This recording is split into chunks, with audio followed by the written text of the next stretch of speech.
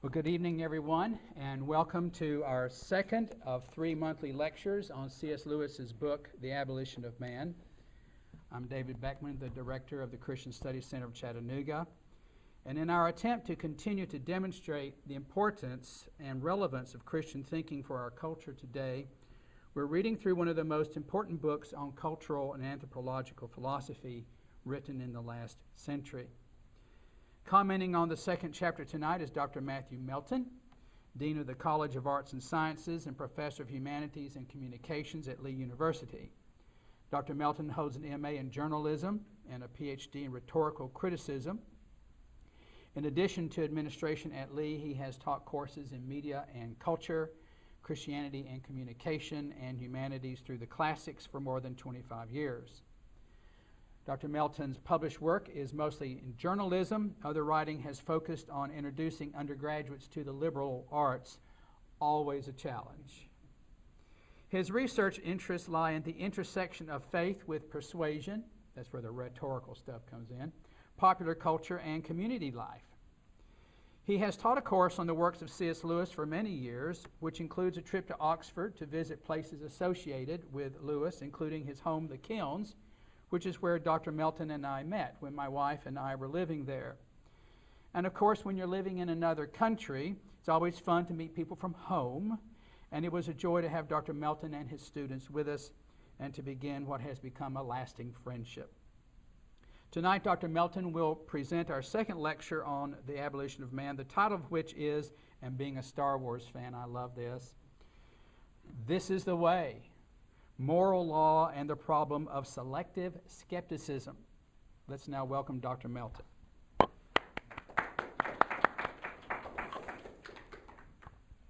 you, sir.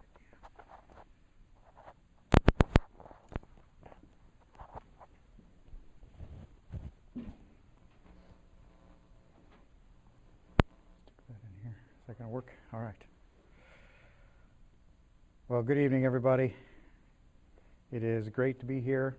I want to begin by thanking the good people at the Christian Studies Center, primarily in the person of David Beckman, for the opportunity to be with you tonight. It's an honor to be here. And lo, I come these many miles from Cleveland, Tennessee.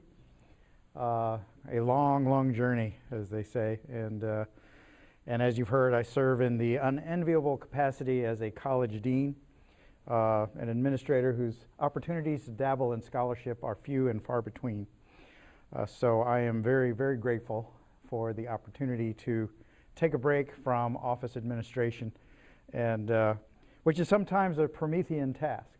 You know, not that faculty and students are eating away at my liver, but maybe they are. So if you haven't had a chance to see the first lecture in the series, I hope you will take the opportunity to watch that. I believe it's on David's YouTube channel. Around the Study Center YouTube channel. Yeah, and so take the time, if you will, to catch up with that. It's about 30 minutes to watch. And I'm looking forward to Dr. Hampton's lecture next month.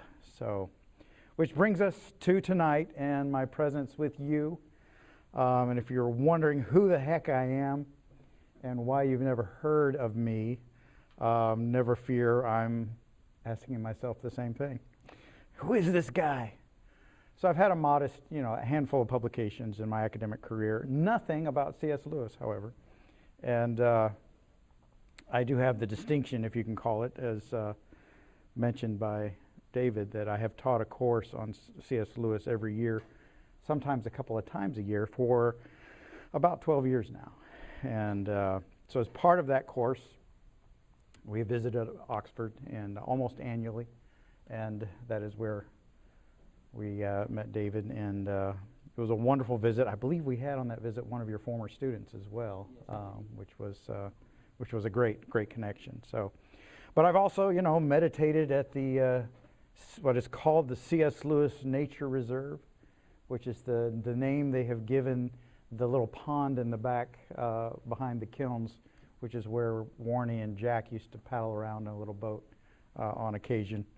And I have sat quietly in the Lewis pew in the Holy Trinity Church in Headington, and done all these other, sort of Lewis fanboy things, around Oxford and Cambridge, eating at the Eagle and Child, eating at the Pickerel Inn in Cambridge, visiting both Maudlins, at both Oxford and Cambridge.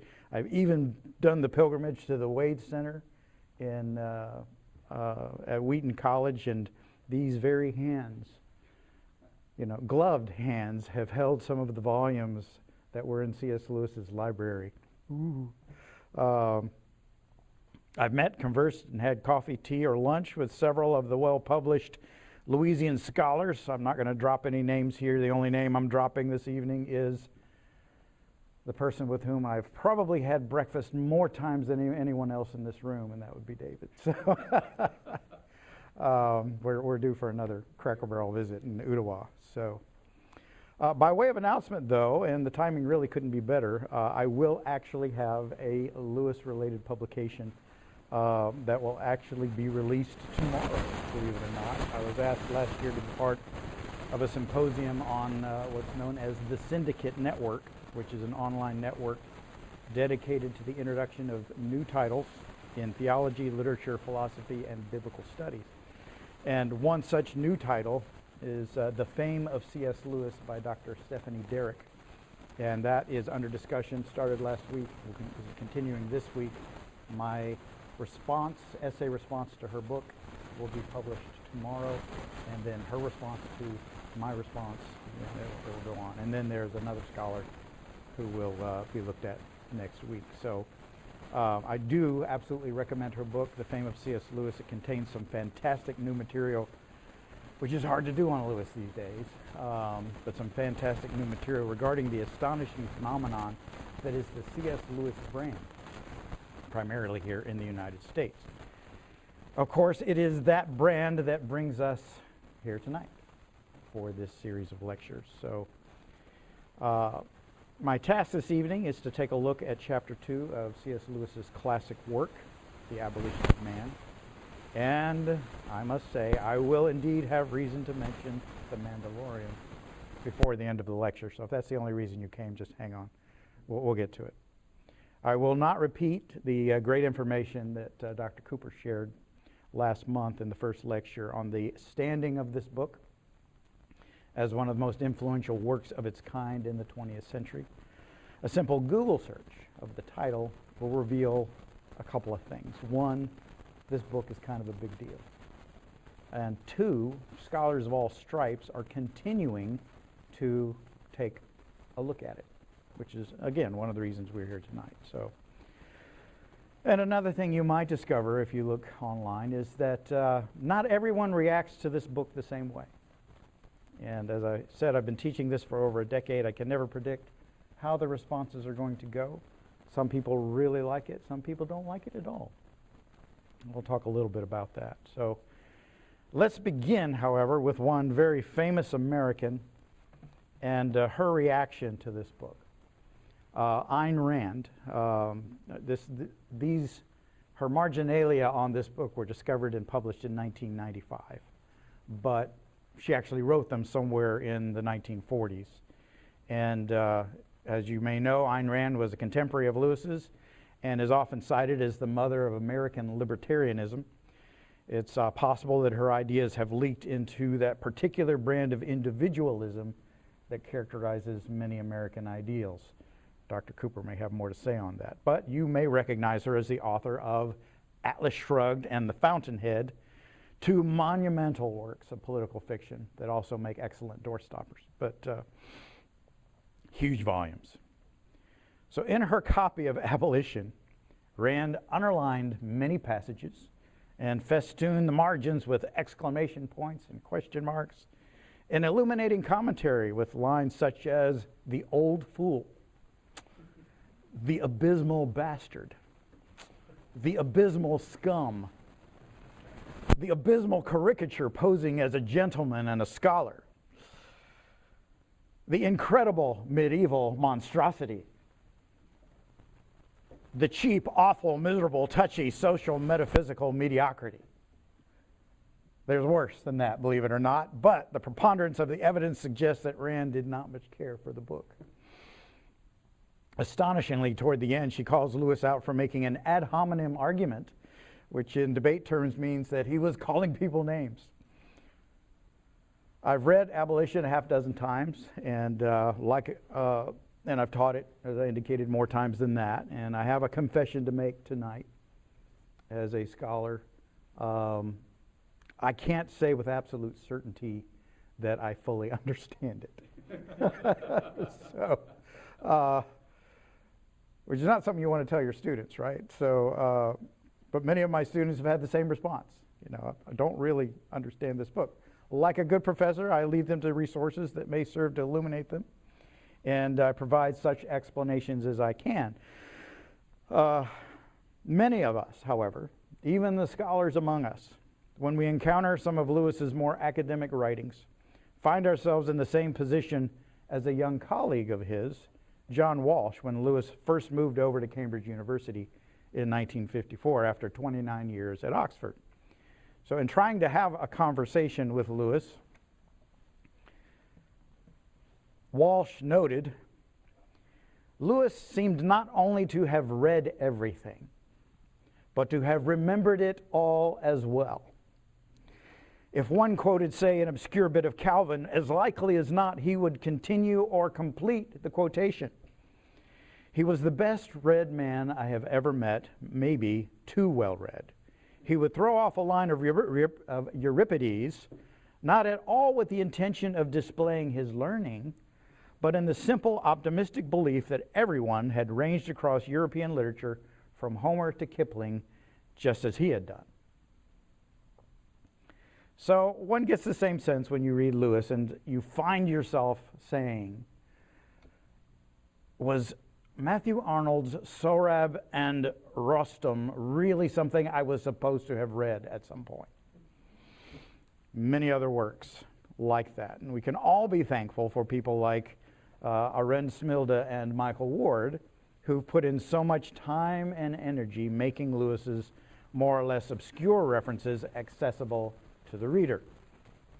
So if you haven't had a chance to look at After Humanity, Michael Ward's wonderful new commentary with expansive notes on the abolition of man, I cannot recommend it to you highly enough. It's a fantastic read. This is not a commercial, not a paid sponsorship, but it is important to recognize hard work and solid research, and Michael Ward never disappoints in that regard. If he ever hears that I have lauded his book, maybe we can someday. So let's go ahead. I'm going to summarize the chapter for you. And after that, I want to take a page out of Rowan Williams' treatment of that hideous strength, in which he summarizes it and then discusses what he feels is and then he concludes with the strength. So we're going to follow that tonight as well. So Lewis begins the chapter 2, right off with a pretty damning statement for the authors of the Green Book, which the authors we now know he calls Gaius and Titius, and we know them to be Messrs. King and Ketley, Australian at the time. They were born English, went to Oxford. They were both in Australia at the time, but they had written an utterly villainous book called The Control of Language, which is actually a high school textbook for school people in Australia. And Lewis's lecture response, the book was written in 1939, Lewis's response in the form of the lectures, a series of lectures he did, was given in 1942. Now, note the years, 1939, 1942. What's going on during this time period? We have the explosion of fascism in Italy and Germany. We have World War II. We're right in the middle of sorry, English is difficult for me tonight. Right in the middle of World War II, you know, the Blitz in London and these types of things. And so it's probably important to recognize a little bit of what's going on in why these books are even written. And part of that, the introductory material that King and Ketley provide on the Green Book is basically their deeply concerned about the role of propaganda. And they're wanting to establish a clear type of English that students can make use of so that they can control the language and not be controlled by it, hence the title, The Control of Language. And so Lewis's response is also in the context of there's a lot of what you might say misleading information and claims and all kinds of, public mass-produced lies are a part of life at this time. And so he is also, in a way, responding to that. What's interesting is that he doesn't necessarily disagree with the aims of the book, the Green Book. He disagrees pretty strongly with the direction they take with regard to language and implications. So we'll unpack some of that in a moment. So in applying their stated purpose, King and Ketley make statements about language that are derived largely from this book here. The Meaning of Meaning. There's a title that everyone has to have on their shelf, right? The Meaning of Meaning by I.A. Richards and C.K. Ogden. These were Cambridge University professors at the time Lewis was at Oxford.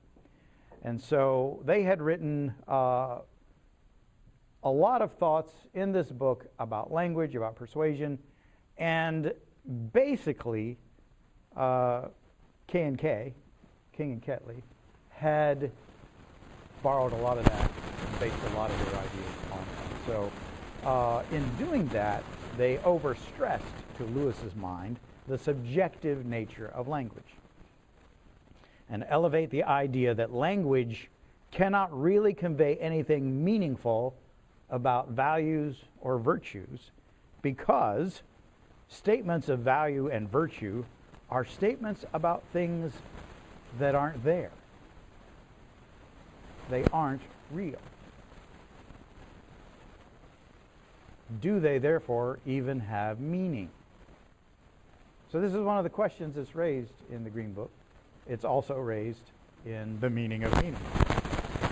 So Lewis says all this, as Dr. Cooper noted last month, in Chapter 1. So in Chapter 2, Lewis begins by telling us what he really thinks. So imagine Lewis's imposing, booming voice ringing out in the physics lecture hall at King's College in Newcastle. The practical result of education in the spirit of the Green Book must be the destruction of the society which accepts it. Okay. Wow. Thanks for coming. He then proceeds to suggest a little along the lines of Mark Antony with respect to Brutus's bloody hands in Shakespeare's Julius Caesar, that Gaius and Titius probably have the best of motives. If they had just thought things through, says Lewis, they would realize you can't argue against the existence of values without having a sense of values.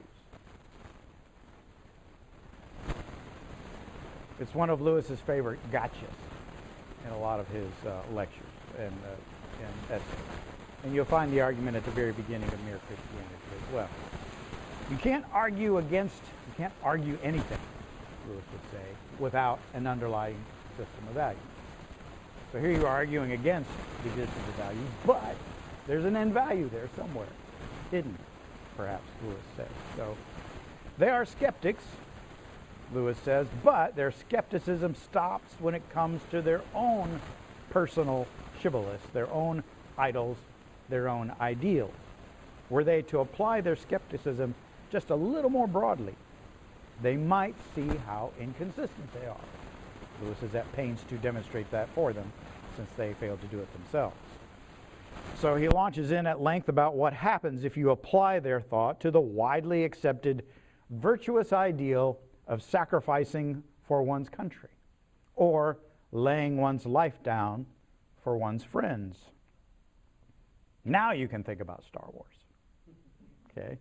Obi-Wan Kenobi, if you're thinking there, you'd be on the right track. If you can hear the Mandalorian saying, "This is the way," as he is ready to face a legion of enemies with Grogu on his back, then you're still in the ballpark with C.S. Lewis.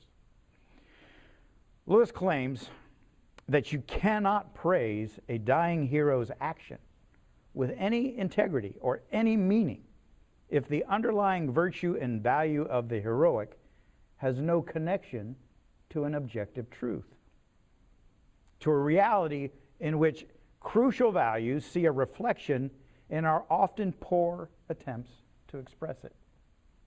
We don't always get it right, but what we are referring to is real.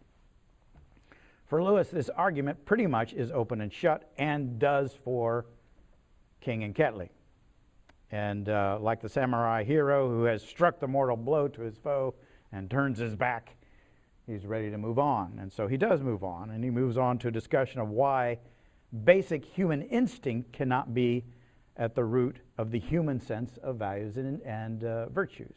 This is another idea that was posited, is if it's not, basic emotion, what is it that gives us a sense of virtues and values? And some people had argued, and were arguing at that time, it's human instinct. And Lewis says, no, that's not true, because instinct is a part of the animal nature of humanity. And this is where Lewis's reading in medieval and Renaissance literature really shines through.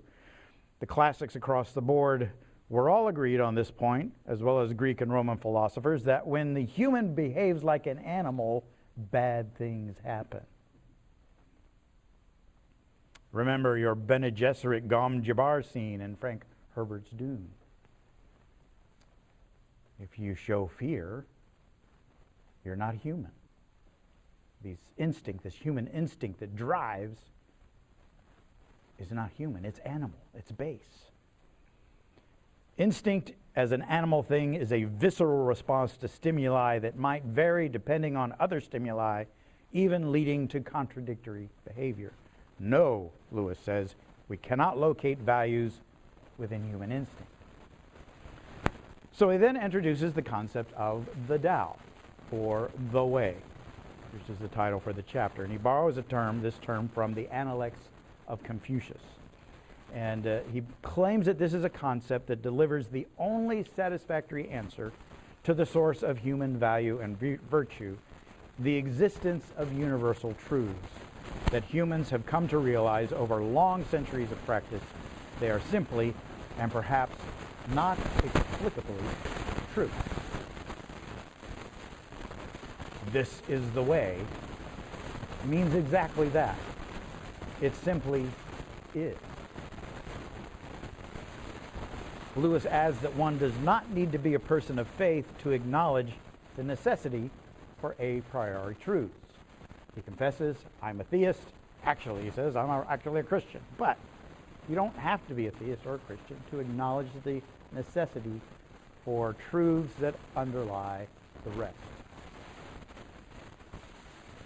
Does the Tao or the way evolve or change or get amended or revised? And if so, how? These are questions Lewis counters and says, no, they do not. The way does not. However, our awareness, our understanding, our best application of the Tao does change over time, maybe, hopefully, even improve. And those who choose to function outside the Tao won't understand how all this works. If you're not embracing it, you don't get it, he says.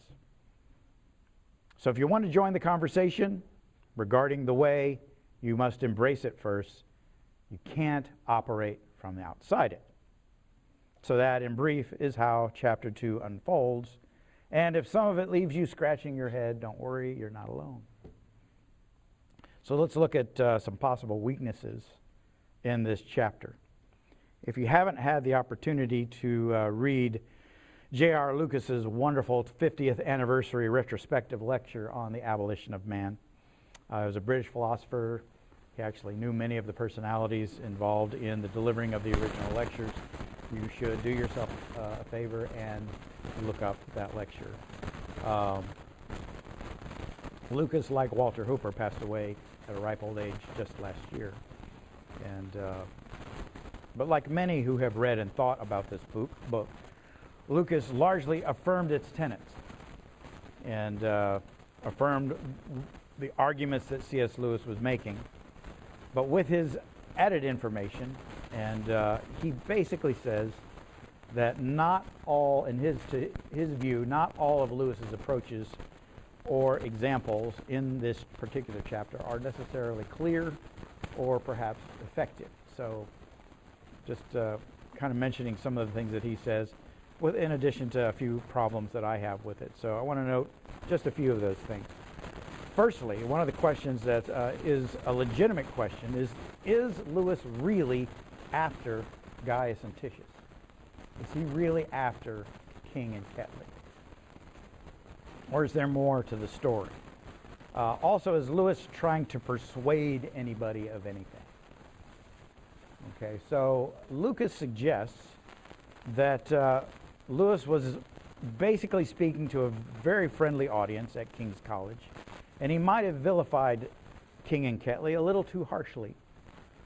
He doesn't really try to understand where they are coming from. Lewis was, to a degree, preaching to the choir and scoring points in front of a sympathetic crowd. Michael Ward actually agrees with this assessment in his commentary, asserting that Lewis was not so much making a persuasive argument in an attempt to convert anyone on anything, but was basically repeating to the converted things they already felt. And to which I have to respond, that's all well and good, except that Lewis was quick to publish the lectures to the public at large. And so why would he do this if he didn't want the general public to be, to some extent, persuaded by what he was saying? Interestingly, he complained shortly after its publication that though he personally thought highly, this was one of his favorite books personally, apparently it did not cause the sensation he thought it would. And didn't exactly go over like a lead balloon, but in his words, it was ignored. Not anymore. American Christians, especially, who are endlessly fascinated by pretty much anything Lewis has to say, have been parsing this book for decades. And I personally have to wonder whether some of those who praise this book the most, this is not accusatory, but some of those who really, really like this book aren't a little bit like the King's College audience, in that they already agree with Lewis and they find affirmation for things that they already think. That's just one of my questions. American philosophy professor Gregory Basham, another Lewis fan, charges Lewis with demoting King and Ketley to straw man status as a conveniently weak dummy to make points he wants to make. Basham reveals that King and Ketley were actually men of faith who would never have dreamed of discarding values from the thinking of their students and felt that Lewis treats them unfairly. As an aside, Lewis says at one point, King and Ketley should stick to their lasts as English grammarians. What does that mean? That's the wonderfully British way of saying stay in your lane. So he basically says they should have stayed in their lane as grammarians and not dabbled in philosophy. So if you read their book, however, and I have not read the whole book, I've read about half of it, they are in their lane. But I'm not sure I agree with Basham that Lewis was too harsh on them. They are definitely trying to shrink the whole sense of what meaning is to verifiable scientific prose. And, if staying in your lane is a racing metaphor, then they seem to think that they are running a sack race instead of a sprint. They really want to close English down into this very tight, narrow view. And as a rhetorician, it's not something I care for very much. So what may be the case here, though, is that Lewis wasn't actually really addressing his comments to King and Ketley. They may have been stand-ins for other greater foes. There's a fascinating piece from 1999 by Brian Barber in the journal Modern Philology, and in which Barber details Lewis's intense running academic duel with the University of Cambridge English faculty, represented in the persons of E.M.W. Tilliard, I.A. Richards, who was one of the co-authors here, F.R. Leavis, and none other than T.S. Eliot as a non-innocent bystander. The story is fascinating probably only to academic eggheads who enjoy sort of internal politics in amongst universities. So I'm not going to bore you with the details, but it lasted for 10 years between 1934 and 1944. And during that time, Lewis produced a number of hard-hitting essays that on the surface have little to do with the topic addressed by the abolition of man. But Barber positions abolition as one of the set pieces in this long-running feud because of Lewis's sort of sideline mention of I.A. Richards. But the fact of the matter is, and then another person who he calls Orbilius, otherwise known as Ernest Biagini, his real name, who was a student of F.R. Leavis. So Lewis was constantly hammering away at these guys, and they were hammering back at him in just series of essays that were published in a variety of publications. Then, boom, 1942, The Abolition of Man shows up, and in it, Lewis addresses more of what is said in The Meaning of Meaning than what is said in the Green Book, because I.A. Richards really goes to town and gets into a lot more detail about the connection between language and values and the impossibility of connecting values to anything real in language. And this has always got chapters on it in this book. So I really think that that was what was really in Lewis's craw, and he sort of uses the Green Book as a way of getting at these guys. So I don't want to go down this rabbit hole because I don't want to, go through all of those connections there. But my academic field is rhetorical criticism. Probably in terms of my education and my approach to rhetorical criticism, I'm a little bit more on the side of I.A. Richards than I am on C.S. Lewis. So that does reveal me as an enemy in some way from an academic standpoint. So if you haven't already been taking everything I've said with a grain of salt, there is a good word of wisdom for you. But another potential problem that emerges is Lewis's style of argumentation, which is undeniably effective. Okay, but effective argumentation is not always the best argumentation. And Lewis loves the either-or formulation of making a point. Either this or that. And I believe that he may have picked up this style primarily from G.K. Chesterton. I might add that G.K. Chesterton, who was a generation before Lewis, Chesterton's rapier wit and facility with words was such that, as one of Samuel Johnson's debate opponents once said, one was not entirely aware that you'd been skewered until he was already withdrawing the weapon. Chesterton's prose is brilliant. Lewis, on the other hand, was fond of referring to himself as an Irish prize fighter by comparison. So maybe a little less sophisticated. But the either-or formulation leaves the listener with the urgent necessity to make a choice. And in the speed and force of Lewis's presentation, one gets carried along, led by Lewis's Socratic power, right into the conclusions that he has prepared for us. The either-or argument often presents a drastic choice that easily privileges the more rational of the two. And while it's very effective, it may force the listener into a false dichotomy. In other words, there may be a wider range of options on the table than Lewis offers us. So would the ideas of Gaius and Titius really lead to society's destruction?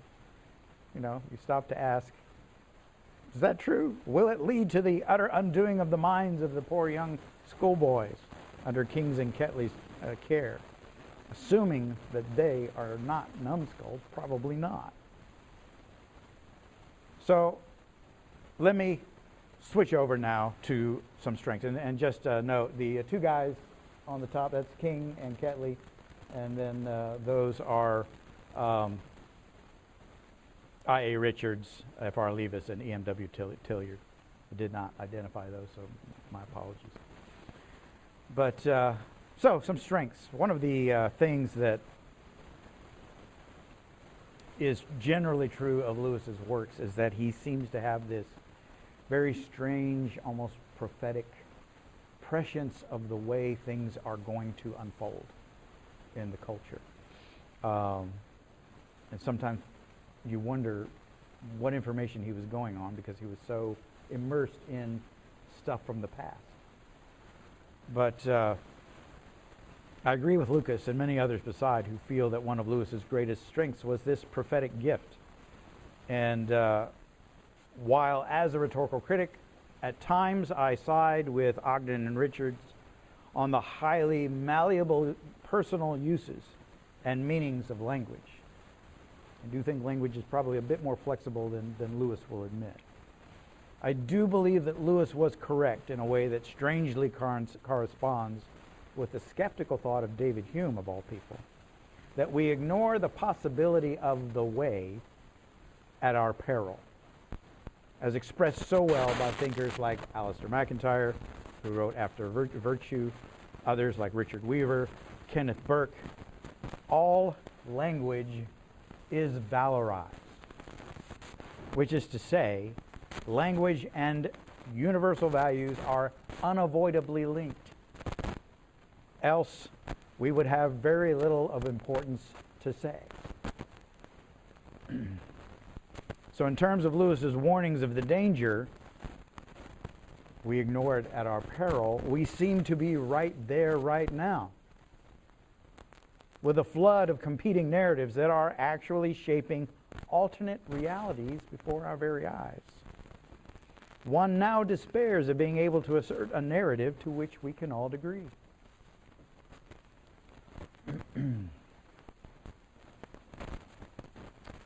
And this is affecting every area of discourse and social interaction, from Twitter to the dinner table. Part of this may be connected to the dissipation of common cultural points of reference that are created in part by the proliferation of near instantaneous, algorithm-driven consumer content. Highly customized, I might add. But part of it is clearly as a result of the disdain for the concept of the Tao. In this chapter, as well as in his inaugural lecture at Cambridge University, which ironically was Lewis's triumph over his Cambridge foes, as they had all gone and he came in as the new professor of medieval and Renaissance literature. He anticipates in that the propagandists in their political and commercial forms would master technology not for the purposes of liberation, but for control over others, which was possibly the single claim that infuriated Ayn Rand more than any other as she read his book, but also the one that seems to be a very real and present danger today.